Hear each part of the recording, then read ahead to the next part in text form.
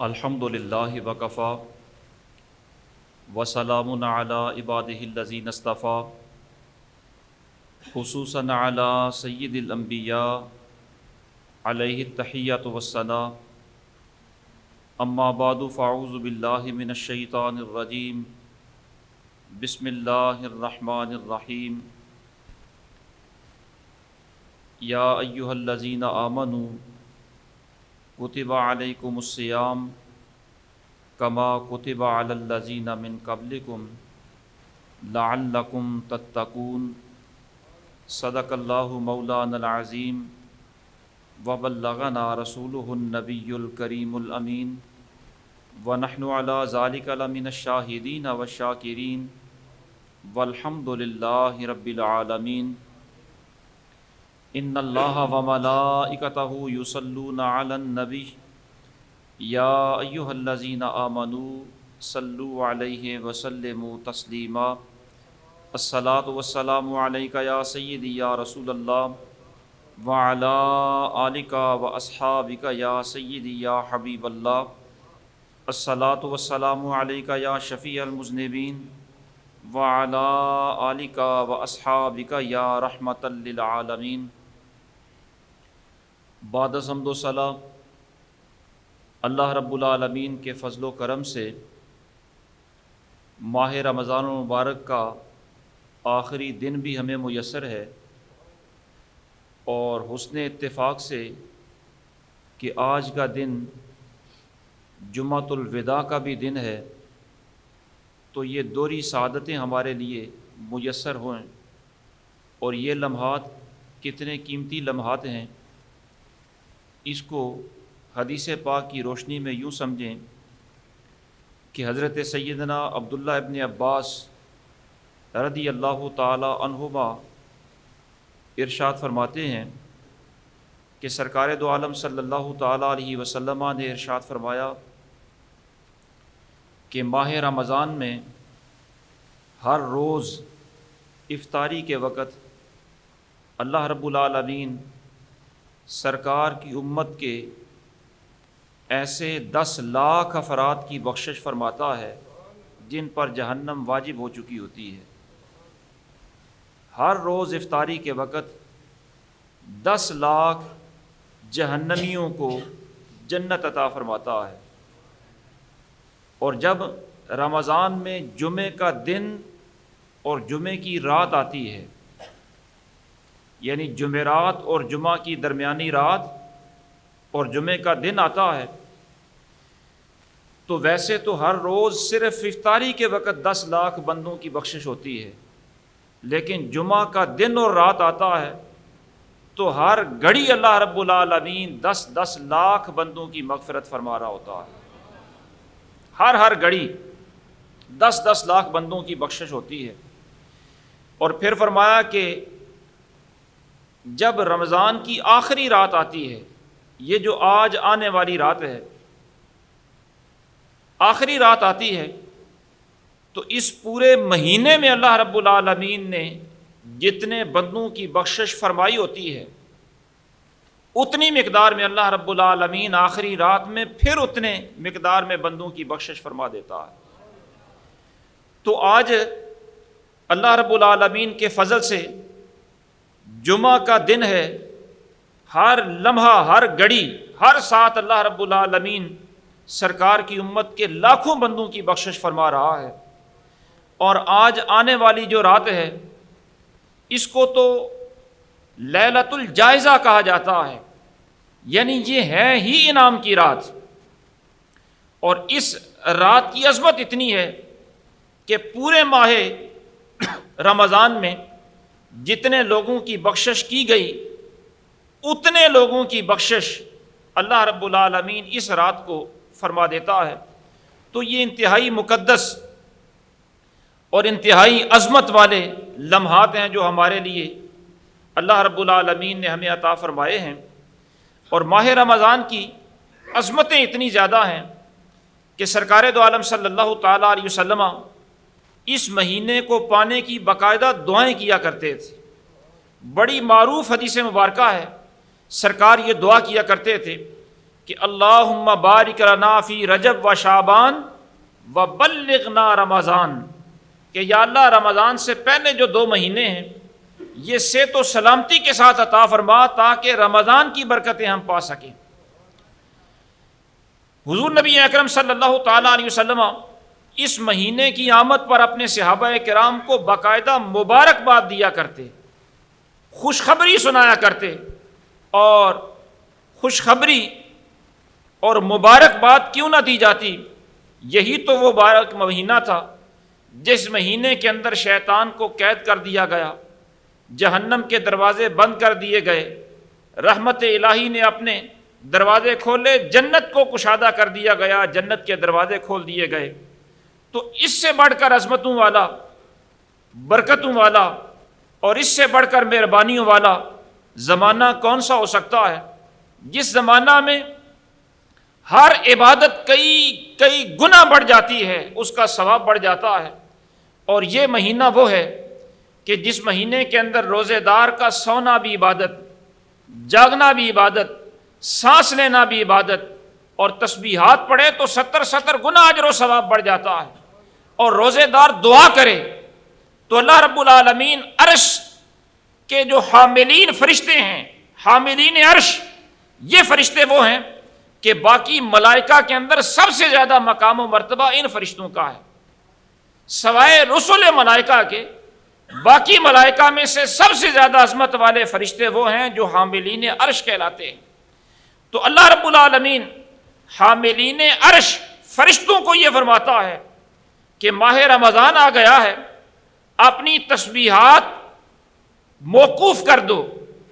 اور اس مہینے میں تمہاری ڈیوٹی یہ ہے کہ سرکار کی امت کے جو روزے دار جس انداز کی بھی دعا کریں، ہر روزے دار کی دعا پر تم نے آمین کہنا ہے۔ حاملین عرش فرشتے، ہمارے لیے ہمارا کوئی استاد دعا کر دے یا ہماری کوئی خواہش ہو، کوئی بزرگ اس پر آمین کہہ دے تو یہ بڑی سعادت کی بات ہوتی ہے۔ اور فرشتے جو گناہوں سے معصوم ہیں، اور ہم فرشتے بھی نہیں، حاملین عرش فرشتے، ان کی یہ ڈیوٹی ہوتی ہے کہ سرکار کی امت کے جو روزے دار ہیں وہ دعا مانگیں گے، اور دعائیں تو میں سب کی قبول کرتا ہوں لیکن تم نے آمین بھی کہنا ہے۔ اس کا مطلب ہے یہ روزے دار ماہ رمضان کے اندر جو دعا مانگتے ہیں وہ ضرور بھی ضرور قبول ہوتی ہے، البتہ اس کی قبولیت کے انداز اپنے اپنے ہوتے ہیں۔ حضور نبی اکرم صلی اللہ تعالیٰ علیہ وسلم نے ارشاد فرمایا کہ بندہ مومن جب دعا کرتا ہے تو اس کی قبولیت کا اظہار 3 طرح سے ہوتا ہے۔ بعض اوقات تو ایسا ہوتا ہے کہ جو بندے نے مانگا بعین ہی وہی شے بندے کو دے دی جاتی ہے، تو بندہ یہ سمجھتا ہے کہ جو میں نے مانگا وہی مجھے مل گیا، قبولیت کا اثر ظاہر ہو گیا۔ اور بعض اوقات ایسا ہوتا ہے کہ بندہ جو مانگتا ہے وہ اس کے حق میں بہتر نہیں ہوتا، تو اللہ رب العالمین بعین ہی وہ کچھ تو نہیں عطا فرماتا، البتہ جتنا کچھ اس نے مانگا ہے اتنی مقدار میں اس پر آنے والی مصیبت دور کر دیتا ہے، کسی پریشانی سے محفوظ کر دیتا ہے۔ یہ 2 اثر دعا کی قبولیت کے دنیا میں ظاہر ہو جاتے ہیں۔ اور تیسری اس کی قبولیت کا اثر یوں ہوتا ہے کہ میرے کریم آقا نبی اکرم صلی اللہ تعالیٰ علیہ وسلم فرمانے لگے کہ اس کے لیے وہ دعا آخرت میں ذخیرہ کر دی جاتی ہے، آخرت کا اجر و ثواب اسے اتنا عطا کر دیا جاتا ہے۔ اور ایک حدیث پاک میں سرکار دعا ہی کی قبولیت کے بارے میں یوں ارشاد فرمانے لگے کہ قیامت والے دن اللہ رب العالمین اپنے بندے کو اپنی بارگاہ میں حاضر کرے گا اور بندے سے یہ فرمائے گا، کیا میرے بندے، کیا میں نے تجھے حکم نہیں دیا تھا کہ مجھ سے دعا مانگو، اور میں نے تم سے یہ وعدہ بھی نہیں کیا تھا کہ تمہاری دعا کو میں قبول بھی کروں گا؟ تو میں نے تمہیں حکم بھی دیا، قبولیت کا وعدہ بھی کیا، بتا تو نے مجھ سے کوئی دعا مانگی؟ بندہ اللہ رب العالمین کی بارگاہ میں عرض کرے گا، ہاں مالک کریم میں نے دعا مانگی، اور ایک نہیں کئی دعائیں مانگی۔ اللہ رب العالمین پھر اس بندے سے فرمائے گا، کیا میرے بندے تجھے یاد ہے کہ تو نے فلاں موقع پر مجھ سے یہ دعا کی تھی کہ مالک کریم یہ تکلیف مجھ سے دور کر دے، وہ تکلیف میں نے تجھ سے دور کر دی، تو سمجھتا رہا کہ یہ دعا قبول ہو گئی، اور فلاں موقع پر تو نے مجھ سے یہ دعا کی کہ مالک کریم یہ پریشانی دور کر دے، لیکن تجھ سے وہ پریشانی دور نہیں ہوئی، اور تو یہ سمجھتا رہا کہ قبولیت ظاہر نہیں ہوئی، لیکن میرا چونکہ وعدہ تھا کہ میں دعا قبول کروں گا، تو اب وہ جو پریشانی دور کرنے کی تو نے دعا کی تھی، بظاہر تو اس کا دنیا میں تجھے اثر نظر نہیں آیا، لیکن میں نے یہ بہتر جانا کہ وہ دعا تیرے لیے آخرت میں ذخیرہ کر دوں۔ اب دیکھ اس دعا کے بدلے میں تجھے کتنا انعام دینے والا ہوں، اس کا عوض کتنا تجھے عطا کرنے والا ہوں۔ میرے کریم آقا صلی اللہ تعالیٰ علیہ وسلم فرماتے ہیں کہ اس بندے کو اللہ رب العالمین اپنی بارگاہ میں حاضر کر کے دنیا کے اندر اس نے جتنی دعائیں مانگی ہیں ہر دعا اس کو یاد کروائی جائے گی، اور جو اس کی دعا بعین ہی دنیا میں اسے مل گئی وہ بھی اسے بتا دیا جائے گا، اور جو دعا کا عوض آخرت میں ذخیرہ کیا گیا وہ بھی اسے یاد کروا کے آخرت میں پھر اس کا دعا کا عوض اسے دکھایا جائے گا۔ وہ اجر و ثواب اتنا زیادہ ہوگا کہ اس وقت بندہ مومن یہ تمنا کرے گا کہ کاش دنیا میں کوئی دعا بھی قبول نہ ہوئی ہوتی، ساری دعاؤں کا ذخیرہ آخرت میں مجھے مل جاتا، یہ اتنا زیادہ ذخیرہ ہوگا۔ تو یہ روزے دار کی عظمت ہے کہ حضور سید عالم صلی اللہ تعالیٰ علیہ وسلم فرماتے ہیں کہ اللہ رب العالمین ویسے تو ہر بندے سے یہ وعدہ فرما رکھا ہے کہ دعا قبول کرے گا، لیکن روزے دار کی دعا کی قبولیت اتنی یقینی ہوتی ہے کہ اللہ رب العالمین حاملین عرش فرشتوں کی یہ ڈیوٹی لگا دیتا ہے کہ تم اس کی دعا پر آمین کرو۔ اور پھر یہ روزہ وہ عبادت اللہ نے ہمیں عطا فرما رکھی ہے جس کے بارے میں فرمایا کہ یہ عبادت میرے لیے ہے، خالص میرے لیے ہے، اس میں دوسرے کسی کا کوئی حصہ نہیں، اور اس کی جزا بھی میں ہی عطا کروں گا۔ اس حدیث پاک کی مختلف تشریحات اور مختلف پہلوؤں سے توضیحات کی گئی ہیں۔ ایک اس کی توضیح اور تفسیر علماء اور محدثین نے یہ بھی فرمائی کہ یہ جو فرمایا گیا کہ یہ خالص میرے لیے عبادت ہے، اس میں کسی کا کوئی حصہ نہیں، اس کا مطلب کیا ہے؟ مطلب اس کا یہ ہے کہ جب کل قیامت کا دن ہوگا تو ظاہر حساب و کتاب ہونا ہے، اللہ رب العالمین کی بارگاہ میں بندہ جب پیش ہوگا تو بعض اوقات ایسا ہوگا کہ اس بندے نے لوگوں پر مظالم کیے ہوئے ہوں گے، لوگوں کا حق اس پر آتا ہوگا، تو سب سے پہلے اللہ رب العالمین اس بندے کی نیکیاں ان حقداروں کو عطا کرے گا، اس کی پڑھی ہوئی نمازیں اس کے نامہ اعمال سے نکال کر جس پر اس نے ظلم کیا ہے اس کے نامہ اعمال میں درج کی جائیں گی، تاکہ مظالم کا بدلہ ہو سکے، حق تلفی کا ازالہ ہو سکے۔ اس نے جو صدقہ و خیرات کیا، اس نے جو نیکیاں کی، وہ نیکیاں اس کے نامہ اعمال سے نکال کر اس کے مظالم اور زیادتیوں کا ازالہ کرنے کے لیے مظلوموں کو دے دی جائیں گی، لیکن ساری نیکیاں اس کے ظلموں کے بدلے میں دوسروں کو دی جائیں گی۔ روزہ وہ عبادت ہے کہ جس کے بارے میں اللہ رب العالمین فرماتا ہے کہ یہ وہ عبادت ہے جو صرف میرے لیے ہے، اس میں کسی دوسرے کا کوئی حصہ نہیں، یہ وہ نیکی ہے جو ہمیشہ اس کے نامہ اعمال میں قیامت والے دن بھی رہے گی۔ یہ نیکی اس کے مظالم کے بدلے میں مظلوموں کو نہیں دی جائے گی، بلکہ اللہ رب العالمین مظلوموں کو اپنے خزانہ غیب سے اتنا عطا کرے گا کہ راضی کر دے گا، اس کے نامہ اعمال سے روزے کی نیکی ختم نہیں کی جائے گی۔ یہ اتنی ثابت رہنے والی اور اتنی ہمیشہ رہنے والی نیکی ہے جو روزہ کی نیکی کہلاتی ہے، اور یہ مقدس مہینہ اللہ رب العالمین نے ہمیں عطا فرما رکھا ہے۔ آپ اندازہ کریں کہ یہ کتنا عظمت والا اور کتنا برکت والا مہینہ ہے۔ ہر لمحہ اس وقت لاکھوں کروڑوں سرکار کے غلاموں کی بخشش ہو رہی ہے، اور پورا ماہ رمضان اس کی بخشش کا اسی طرح بھی برستا رہا۔ اور پھر اس ماہ مقدس میں جمعہ کا دن ہے، ویسے بھی سرکار نے ارشاد فرمایا کہ جمعہ میں ایک ساعت ایسی ہوتی ہے کہ جس میں دعا قبول ہوتی ہے، اور پھر یہ جمعہ روزوں کا جمعہ، رمضان کا جمعہ اور جمعۃ الوداع، اس میں تو قبولیت اتنی یقینی ہو جاتی ہے کہ عرش اٹھانے والے فرشتے بھی دعاؤں پر آمین کہہ رہے ہوتے ہیں۔ اور پھر یہ روزہ جس حالت میں ہم بیٹھے ہیں، اس حالت میں ویسے تو مسجد میں بیٹھے ہیں، اگر ہم اپنے گھر میں بھی بیٹھے ہوتے تو بھی جاگنا سونا عبادت کہلاتا، اور اس وقت تو ہم اس کے دربار میں حاضر ہیں اور اس کی بارگاہ میں سجدہ ریزی کرنے کے لیے حاضر ہو گئے ہیں۔ اور پھر یہ وہ کیفیت ہے جو روزے کی ہمیں میسر ہے، یہ وہ عبادت والی کیفیت ہے کہ باقی ساری عبادات نامہ اعمال سے ختم ہو سکتی ہیں، لیکن یہ وہ عبادت ہے جس کے بارے میں رب کریم گارنٹی دے رہا ہے کہ یہ تمہارے نامہ اعمال سے کبھی بھی ختم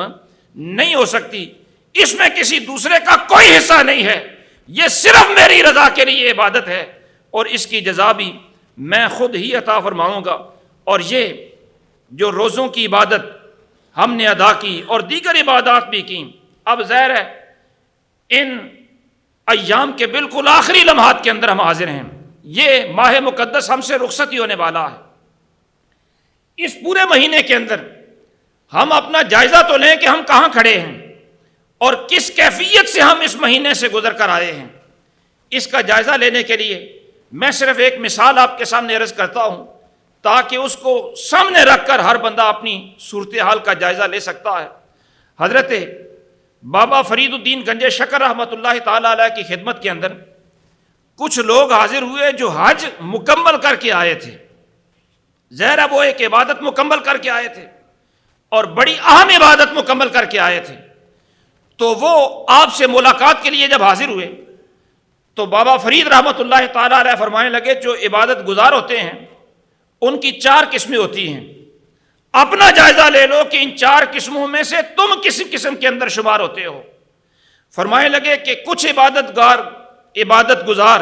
وہ لوگ ہوتے ہیں جن کا ظاہر تو بڑا اچھا ہوتا ہے، دیکھنے میں وہ بڑے عبادت گزار نظر آ رہے ہوتے ہیں، لیکن ان کی باطنی کیفیت اچھی نہیں ہوتی۔ یہ ریاکار لوگ ہوتے ہیں، لوگوں کو دکھانے کے لیے کر رہے ہوتے ہیں، ظاہر عبادت کے اندر بڑا اچھا نظر آ رہا ہے لیکن دل کی دنیا اجڑی ہوئی ہے، باطن ان کا اچھا نہیں ہے، ظاہر ہے ان کی عبادت ان کے منہ پر مار دی جائے گی۔ دوسری قسم عبادت گزاروں کی وہ عبادت گزار ہوتے ہیں کہ بظاہر دیکھنے میں تو اتنے اچھے عبادت گزار نظر نہیں آتے، لیکن ان کا باطن بڑا آباد ہوتا ہے، آراستہ ہوتا ہے، دل کے جذبات بڑے پاکیزہ ہوتے ہیں۔ ظاہر ہے یہ وہ لوگ ہوتے ہیں جو اللہ رب العالمین کے محبوب لوگ ہوتے ہیں۔ اور تیسری قسم ان لوگوں کی ہوتی ہے کہ جو عبادت تو کرتے ہیں لیکن نہ ظاہری طور پر اچھے دکھائی دیتے ہیں نہ باطنی طور پر اچھے دکھائی دیتے ہیں، ظاہر بھی خراب ہوتا ہے باطن بھی خراب ہوتا ہے۔ مثلا یہ نماز پڑھیں گے تو نماز خشوع و خضوع ظاہری بھی نہیں ہوگا اور باطنی بھی نہیں ہوگا، نہ ظاہری طور پر اچھی طور پر عبادت کریں گے نہ باطنی طور پر، یہ تو ظاہر ہے ویسے ہی راندہ درگاہ ہوتے ہیں۔ اور چوتھی قسم ان خوش نصیب لوگوں کی ہے کہ جن کا ظاہر بھی بڑا خوبصورت ہوتا ہے، ان کا باطن بھی بڑا خوبصورت ہوتا ہے، ظاہر و باطن نور و نور ہوتا ہے۔ یہ ہے وہ اللہ رب العالمین کے خاص بندے جن کا صرف باطن اچھا ہو گیا، ظاہر میں کمی رہ گئی، یہ بھی مقبول ہیں، اور جن کا ظاہر و باطن دونوں اچھے ہو گئے، یہ تو اللہ رب العالمین کے خاص مقبول بندے ہوتے ہیں۔ اب اس تقسیم کے تناظر میں ہم بھی ماہ رمضان کے بالکل اختتام پر کھڑے ہیں، ہر بندہ اپنا جائزہ لے لے کہ میں نے روزے رکھے ہیں تو روزے کا ظاہر میرا کیسا تھا اور میرا باطن کیسا تھا، اور پھر میں نے اس میں جو نمازیں پڑھی، تلاوت کی، جو کچھ بھی نیکیاں کی، ظاہر عبادت گزاروں کا حلیہ بنا کے رکھا، تو میں کس قسم کے عبادت گزاروں کے اندر شامل ہوں، اپنا ہر بندہ جائزہ لے لے۔ اور پھر یہ ماہ رمضان مکمل ہونے کو ہے، اس کے مکمل ہونے پر جتنی عبادات کی یہ عبادات مکمل ہو گئیں، اب ان عبادات کے مکمل ہونے کے بعد ان کی قبولیت کا بھی فکر کریں۔ حضرت سیدنا علی مرتضیٰ شیر خدا رضی اللہ تعالی عنہ آپ ارشاد فرمایا کرتے تھے کہ عبادت کی تکمیل بھی بڑی اہمیت کی حامل ہوتی ہے. مکمل عبادت ادا کرنا یہ بھی بڑا اہم ہے، لیکن مکمل عبادت کرنے کے بعد اسے ضائع ہونے سے بچانا اور اس کی قبولیت کا فکر کرنا یہ اس سے بھی زیادہ اہم ہوتا ہے. اس لیے کہ اللہ رب العالمین کا قرآن تم نے نہیں پڑھا، وہ فرماتا ہے انما یتقبل اللہ من المتقین، کہ اللہ پرہیزگاروں سے ہی قبول کرتا ہے. تو جس کی عبادت قبول ہو گئی گویا وہ متقی ہو گیا، اور جس کا روزہ قبول ہو گیا اس کو تقوی نصیب ہو گیا. یہی ماہ رمضان کے آنے کا مقصد تھا. فرمایا یہ روزے تم پر فرض اس لیے کیے گئے کہ تمہیں تقوی نصیب ہو جائے، اور جس کے یہ قبول ہو گئے اس کے بارے میں فرمایا انما یتقبل اللہ من المتقین، اسے تقوی نصیب ہو جاتا ہے. اس کے لیے ماہ رمضان کے آنے کا مقصد پورا ہو جاتا ہے. اور پھر حضرت سیدنا فضالہ بن عبید رضی اللہ تعالی عنہ آپ تو یہ فرمایا کرتے تھے کہ روزہ تو بڑی عبادت ہے، اگر مجھے پتہ چل جائے کہ میرا رائی برابر دانہ بھی، رائی کے دانے کے برابر عمل بھی اللہ رب العالمین نے قبول کر لیا ہے، چھوٹے سے چھوٹا عمل بھی اللہ نے قبول کر لیا ہے، تو میرے لیے یہ دنیا و ما فیہا سے بڑی نعمت ہے. اس واسطے کہ اگر میرا کوئی عمل بھی قبول کر لیا گیا تو مجھے گویا متقین میں شامل کر لیا گیا. تو یہ عبادت ہم نے مکمل کی اللہ رب العالمین کے فضل سے. اب اس کی قبولیت کے بارے میں بندے کو فکر مند ہونا چاہیے، اور اس کی قبولیت کے بارے میں جب یہ دیکھتے ہیں اور ہمیں اپنے عمل پر جب نگاہ بڑھتی ہے تو پھر تو ہمارے پلے کچھ بھی نہیں ہے، اور ہمارے عمل تو اس کی بارگاہ کے شایان شان ہیں ہی نہیں. لیکن جب اس کی رحمت پر نظر پڑتی ہے تو اس کی رحمت ایسی رحمت ہے کہ وہ عارف کھڑی رحمت اللہ تعالی علیہ فرمانے لگے کہ جے ویکھاں میں ابنا ولے تے کچھ نہیں میرے پلے، جے ویکھاں تیری رحمت ولے تے بلے بلے بلے. اس کی رحمت ایسی ہے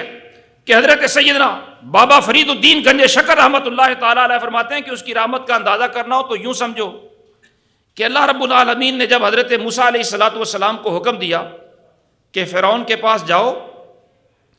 اسے جا کر توحید کا پیغام دو، میری ربوبیت کا اسے پیغام سناؤ جا کر. حضرت موسیٰ علیہ السلام نے عرض کی مالک کریم میرے بھائی کو بھی میرے ساتھ کر دے.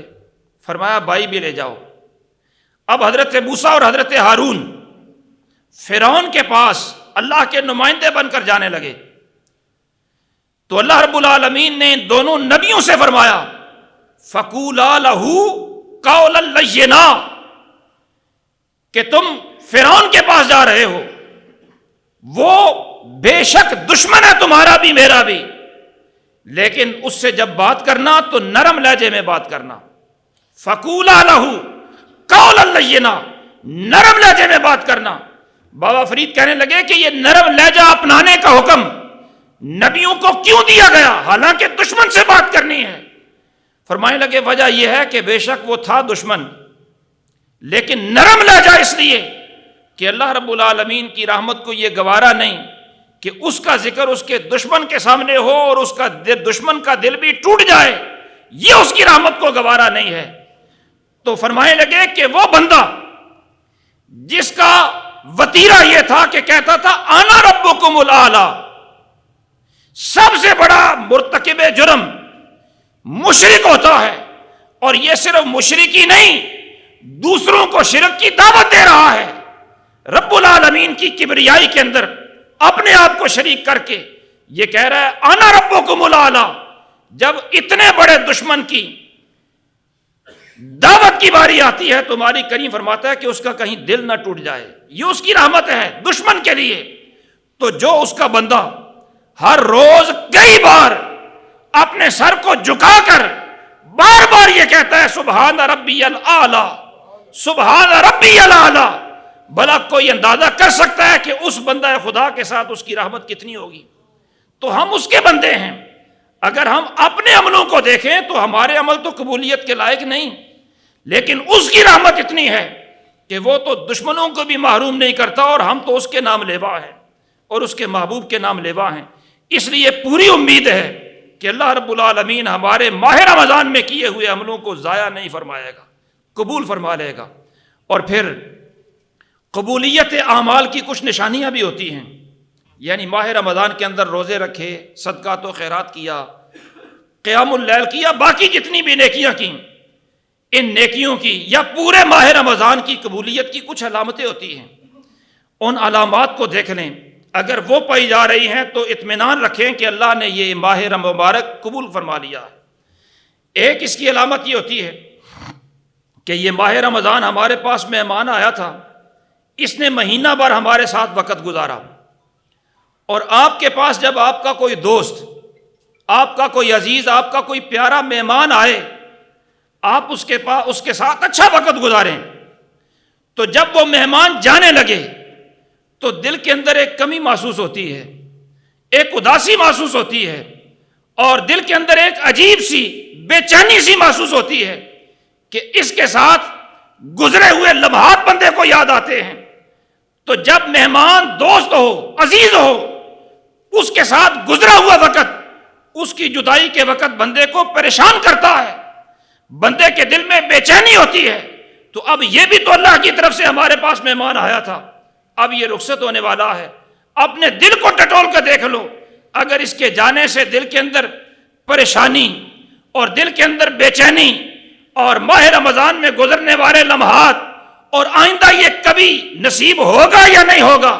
یہ دل کی کیفیات ہیں، اس کے جانے پر دل رنجیدہ ہے، تو سمجھو کہ ماہ رمضان کی عبادات اللہ نے قبول فرما لی ہے۔ یہ مہمان راضی ہو کر جا رہا ہے، اور آپ کے اس کے اندر گزرنے والے لمحات یادگار لمحات بن گئے ہیں، یہ مہمان رخصت ہوا۔ اور دوسری قبولیت کی علامت یہ ہے کہ بندہ جب ماہ رمضان المبارک کے اندر نیکیاں کرتا ہے تو کسی بھی نیکی کی قبولیت کی علامت یہ ہوتی ہے کہ اللہ رب العالمین آئندہ نیکی کی توفیق عطا فرما دے۔ پچھلی نیکی کی قبولیت کی علامت یہ ہوتی ہے کہ اللہ آئندہ نیکی کی توفیق عطا فرما دے۔ تو اس ماہ مبارک کے اندر روزے رکھنے، یہ نیکی کی توفیق اس نے عطا فرمائی۔ باقی صبح سحری کے وقت اٹھتے ہیں، ممکن ہے بعض لوگ تہجد بھی پڑھتے ہوں، نماز پنجگانہ کی پابندی کی، یا جتنی بھی نیکیاں کی، اگر ان نیکیوں کی توفیق باقی 11 مہینے بھی عطا ہوتی رہی تو سمجھ لیں یہ روٹین اگر چلتی رہی تو سمجھ لیں کہ اللہ رب العالمین نے رمضان کی عبادات کو قبول فرما لیا ہے۔ اور اگر یہ رمضان آیا اور باقی زندگی کی روٹین کو بدل نہ سکا تو سمجھیں کہ یہ رمضان آیا تھا، بھوک پیاس برداشت کی ہے اور فرض تو ادا ہو گیا، لیکن اس کے آنے کا مقصد پورا نہیں ہو سکا۔ اس کا مقصد تو یہ تھا کہ تمہیں متقی بنا دے، اور جب بندے کی روٹین ہی نہیں بدلی اور بندہ نیکی کا خوگر ہی نہیں ہوا، نیکی کا عادی نہیں بنا، تو اس کا مطلب ہے ماہ رمضان اس کے فرض روزے تو قبول ہو گئے، لیکن جو مقصد تھا وہ قبولیت کو نہیں پہنچ سکا۔ اسی طرح ماہ رمضان کی قبولیت کا ایک انداز یہ بھی ہوتا ہے کہ ماہ رمضان المبارک کے اندر جس طرح بندہ یہ سمجھتا ہے کہ اللہ رب العالمین کے حکم کا میں پابند ہوں، خلوت ہو جلوت ہو، وہ باوجود پیاس اور بھوک کے وہ کھانا اور پینا استعمال نہیں کرتا، کوئی بھی نہیں دیکھ رہا ہوتا، لیکن پھر بھی اپنے آپ کو اللہ کے حکم کا اس نے پابند بنا لیا ہے۔